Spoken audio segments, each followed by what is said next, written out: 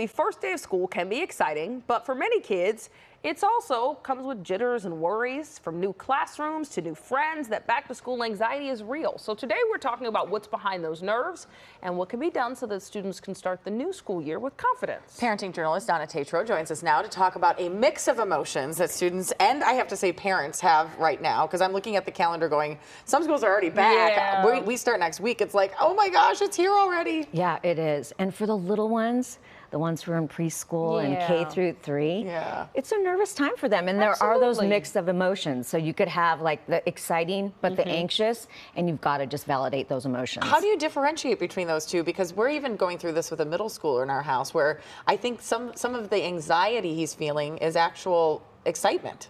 Yeah. All you got to do is let him say how he feels, you know, and validate those feelings. And I think it's really important to practice kind of going back to school for those little ones. Even if you drive by school and say, hey, remember, that's where you get off. That's where I pick you up. There's lots of things that you can do. You know, you want to think about how kids can be sad going back as well, because they've been with family the whole summer and friends. And so it's just thinking about how can I transition them in the best way possible. And you have to minimize, they're sad, and you're like, woohoo, they're going back. For sure, Jamie, no. It's true.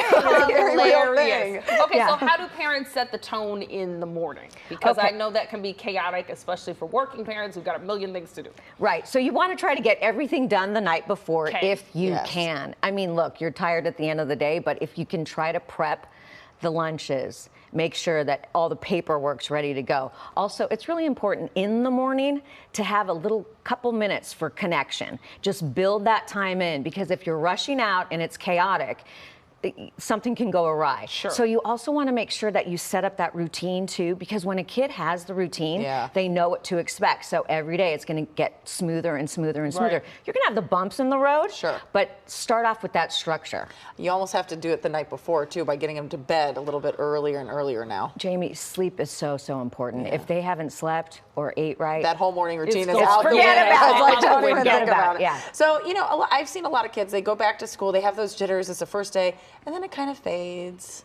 What do you have to watch out for as maybe those first day jitters fade, but there's going to be other feelings and emotions later? If it's not fading and kid doesn't want to go to school and says, I don't have friends, I don't like my teacher, that's when you got to bring in teacher. And just let teacher know, you know, this is how my child is feeling, how can you help, you know, maybe put kid up at the front of the room, maybe ask kid to, you know, be a helper. So you want to bring in that belonging. So you got to get teacher involved in that. On board. That makes sense. Have you seen kids going back to school, the feelings associated with it, the process differ over the generations?